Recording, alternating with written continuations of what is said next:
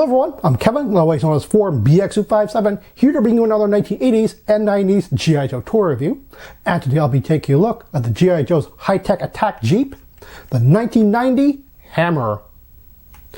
Now the Hammer makes its first comic book appearance in the Old Marvel comic run of G.I. Joe in issue number 110, and makes its first animated appearance in the DiC animated TV episode titled United We Stand. One very interesting thing about this vehicle right off the bat, however, is that despite its size and complexity and possibly price range, this vehicle did not come with a driver figure. As I mentioned, the Hammer is a very large vehicle, measuring about 14 inches long and about 7 inches wide, but it's a very low vehicle with a sloping roofline, giving this thing a very sleek look despite being very boxy and covered in weapons. Of course, this vehicle is based on the famous military vehicle, the Humvee. It's about time that G.I. Joe's got a representation of one, and this toy is jam-packed with features. Let's start off with the side station cannons. The cannons can elevate upwards, but as you can see, they don't hold a position. I'm not sure if there was supposed to be more friction here and my version is just a bit floppy. It doesn't really matter to me because there are these large handholds on either side of the cannon. So a figure can actually hold that in place in an upward motion like this and keep it there relatively easy. This thing is mounted on an arm which swings around in a 180-degree arc. So that's pretty useful, especially for display. And as you can see, the interior of the Hammer actually has 4 seats, but you don't need a figure to be sitting in there in order to operate the cannon, because the cannon itself has its own little base with foot pegs. As you can see, the hole that it was sitting in has these notches. And on the bottom of the peg of the cannon, there's actually these side notches on either side of the rotational peg here. And what you're supposed to do is you're supposed to push this all the way down so that those notches actually click, so that this would have had a type of a ratcheting feature to hold it as you turned it in this 180-degree arc. I don't really think that that's necessary because, well, just the peg alone is more than enough friction. The Hammer had 2 cannons on either side, and I'm just going to remove this one just so that we can see the interior when we get to that. But I'm going to take a look at my favorite weapon on the Hammer, and that is the roof-mounted machine gun. This is a 4-piece machine gun set, even though you only see the 3 components here. It can rotate 360 degrees on the pintle, but the pintle itself is attached to a ring, and the ring has the handholds or the grips for the figure. So the ring itself can actually move, and you don't actually have to move the machine gun on the pintle if you don't want to. The other components are the removable ammo belt. It's a very odd looking piece of plastic, to be perfectly honest. As well as an ammo box, which can open. There's nothing inside, and the ammo belt does not fit in here. However, not only can you put the ammo belt into the top-mounted machine gun, you can actually put them into the cannons as well. They fit in the slot. It's rather unfortunate that there's only one of these provided for the Hammer. On the back we have 2 missile launchers. Both can swivel 360 degrees, as well as elevate on a little ratcheting joint, so that they can be straight or even higher elevated if you wanted to. The missiles themselves look like this, and you get 6 of them all together. Now the missile launchers employed what was probably called back then FFT, or finger flick technology, which is a way of getting around the whole spring-loaded missile launcher thing, but all you did was just do this. Well, it's not really that impressive by today's standards, but hey, we didn't get a lot of missile-firing vehicles back then. This was really the genesis of that sort of thing.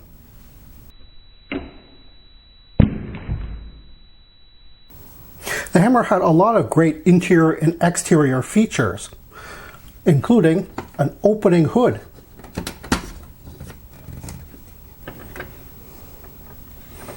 That's a lot of great engine bay detail in here, including a separate piece for the engine itself.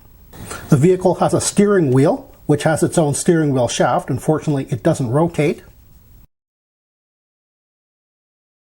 The steering wheel shaft is actually so long that you can actually see it when the hood is open. And as you can see, the 4 seats inside have these clips. Now these are not permanent clips, they're meant to be removed. You're actually supposed to put them on the figure and then put the figure into the seat. Honestly, I don't think that these are terribly necessary to hold figures into these seats because, well, they rather cup the figure very well. Speaking of the seating, while it is a 4-seat vehicle, it impresses me how many figures you can actually fit into this thing very naturally. I already mentioned that there were foot pegs on the cans which went here, but there's foot pegs back here, as well as on the back bumper as well. And while you might think that the passenger would have to operate the ring mount on the top for the machine gun, he doesn't have to, because there's actually a place in between the driver's seat and the passenger seat for a figure to actually stand up from there. And this is what a 1990 Hammer looks like fully manned. I have mostly 1990 figures on here, but there are 2 89 figures and 1 91 figure. So I think that's kind of natural for what you would have. If you were a kid back in the day, you wouldn't just have purely 1 year worth of figures. You'd have several from the previous year or the next. You notice on the back here, there were 2 foot pegs, but they were actually quite widely spaced apart on both ends here. So you could actually theoretically have 4 figures on here. Personally, I think that's a little bit too cramped, so I just have the 2 on here. And normally when you put a figure on the back pegs located at the back of the vehicle, there's really no place for the figure to hold on to or look natural. I mean, if the vehicle is in motion, the figure would have to look like he'd be hanging on for dear life or something. But in this case, because there's actually a ledge on the back of the trunk here, I can have the figures actually look like they're sitting down on here. It's probably not intentional, but it is something that you can do. While yes, the 11 figures spread out throughout the vehicle may seem like a lot, but I think the vehicle actually does have the surface area to pull it off. There's also a bit of storage right between the 2 passenger back seats. A little cutout, which is perfect for the ammo box. As you can see, it fits in there perfectly, even though the instructions actually don't mention this for the ammo box. Very interesting. It's a little bit hard to get out, but that's okay. It's not impossible. And behind here, you have a space for the gas can. It's a unique, very large looking gas can, to be honest. It doesn't have any handholds for a figure, but it's nice, it fulfills its duty, and it fits in here relatively securely as well. Above that, the vehicle even has opening rear hatches. You just slide them apart like this. While the access is a little bit less than what I would have wanted, there is storage areas in here, and there is actually something in here which I'll just take out right now. This trunk space houses the 4th component of the roof-mounted machine gun. A nice little tripod. So now you can just pop this machine gun off the pintle. And as you can see, the machine gun actually does have its own separate handholds for a figure. And you can just pop it right onto the tripod, and have your own personal assault weapon. Taking a look inside of the trunk, you can see that they actually have molded in compartments. One of the more frustrating components of the Hammer is, of course, this giant whip antenna. Well, most antennas on G.I. Joe vehicles are very hard to find, and this one is probably the top of the list. This thing is ridiculous to find on a Hammer. But as you can see, the end actually ends right in here, right actually in the roof. I'll just remove the tip a little bit. You can see that it has a little tip which is kind of normal to antennas, and you're supposed to put it in this keyhole, the larger portion, and then slide it forward so that it locks in place. Quite frankly, I wouldn't really want to do that, as if it locks in place, that's a good way of breaking it. Now here's a question for all you viewers. If you already have a Hammer or are planning on getting one, who would you use as a permanent driver for this vehicle? Now, I can totally understand people not having a permanent driver for this vehicle because it's a desert theme, and that's kind of a specialty thing. So you might have like a small squad of figures who are always in this vehicle, and it doesn't really matter who's driving it. But personally, I like having a driver figure for most of my large vehicles, or even the small vehicles, who are at least close in the release year to the vehicle. Being 1990, I would have 89, 1990, and maybe a 91 figure hanging out on this vehicle. So basically what I'm thinking of doing is making this my Captain Gridiron's personal vehicle, because honestly, I don't really display this guy just by himself. I kind of want to hide him in a cockpit or something like that. So just which vehicle did the 1990 Hammer take over from? I tend to think the 1988 Desert Fox 6-wheel drive. They're both light, well-armed vehicles and wheeled vehicles with a desert theme. And of course, if you're going to take over from another G.I. Joe vehicle, it better have some great upgrades, like more passenger room and more guns. So what was the opposite number for the 1990 Hammer on the Cobra side? Well, I think that was the Cobra Rage, released in the same year. Hasbro released two vehicles which seem to serve the same purpose, and while the Cobra Rage is often referred to as a urban tank, honestly it is a wheeled vehicle, and just like the Hammer, it's very sleek and absolutely covered with weapons. When doing research prior to buying this vehicle, I was running into some pretty big warning signs. I realized that this thing was really expensive, and I thought that perhaps it was just because it was being run up by collectors who really like the Humvee, and I wouldn't blame them for that. But the fact of the matter is that it's not just that. It's not a exclusive or anything like that. It wasn't a short-run, limited, rare, cancelled vehicle. Hasbro still had the molds, obviously, if they were reproducing it in the 2000s. But the fact of the matter is that it has a breakage problem, so that some of the parts are kind of rare. So what I did was I specifically looked out for a vehicle with either the entire thing complete, which of course didn't happen, or a vehicle which was a parts vehicle which I knew I could cobble together, but already had the rare parts with it. And that's what I wound up finding. I was extremely lucky in finding basically a vehicle which had the opposite problem of what you would normally see. It had all the rare parts, but none of the common parts. Prior to the decision to cancel the 3 3/4 inch scale after 1994, Hasbro had plans to reuse the Hammer mold. First, for a missile launching variant for the continuation of the main line in 1995 called Battlecorps Commandos. Then, a fire truck for a fire rescue sub-team that never got past the idea stage. Hasbro used the Hammer molds in 2002 for the Brawler. Besides the recolored parts, it replaced the roof machine gun entirely with a Gatling launcher sourced from the 1992 headquarters. The final use of the mold was in 2008 for the G.I. Joe convention, which had a SWAT theme. The RTV, basically a cool black colored hammer, is extremely rare and desirable. Some of the easily broken components are, of course, the legs to the tripod. They are extremely thin.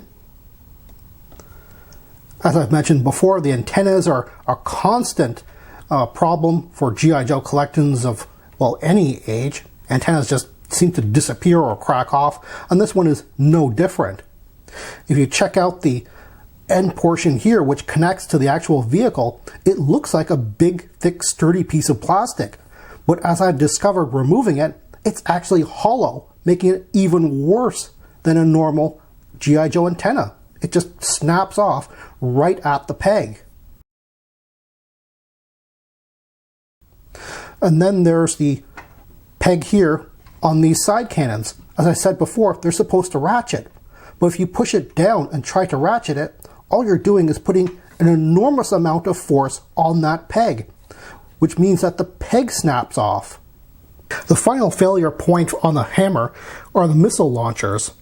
These things peg into the back sliding portions of the Hammer, and as I noted before, these things ratchet up and down, but it's such a stiff ratchet, you're putting a tremendous amount of pressure right on this, which, as you can see, is a split mushroom peg.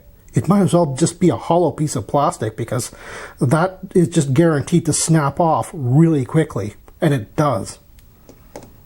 As you can see here, I've actually removed quite a bit of parts from the Hammer, but that's not even all the parts that you have to look out for. When you consider that things like the tripod are actually a two-piece design, so you have to look out for the extra leg. This is actually a three-piece design, and unnecessarily so. So you have the separate cannon itself from the arm, but believe it or not, the stand with the foot pegs is its own separate piece. I have no idea why that is. And looking up at the vehicle itself, there's a few parts which I didn't even take off yet, but there are still parts that you have to look out for. They're small parts. I have no idea why they are separate parts. As I noted before, the steering wheel is attached to a shaft. The shaft is a separate part. I've noticed that the engine is its own separate part. Then that's fine. I don't think that's considered to be unnecessary. But have you noticed these little fans here? Those fans look like they're attached to the hood and windshield portion, but they're not. Those are a separate part. Underneath the vehicle, here we have an axle. Again, on a lot of G.I. Joe vehicles, when you have a separate axle attaching the wheels, it's because the wheels either steer or it has some type of suspension. But that's not the case for this. The axle is just there just to plug the wheels into. And yet we don't get that with the front wheels. There's nothing attached here, so why is this a separate piece? No idea. And then there's the tow hook. The universal tow hook, which is molded on a lot of other G.I. Joe vehicles. It's not a failing point, so I have no idea why this whole portion is its own separate piece once again.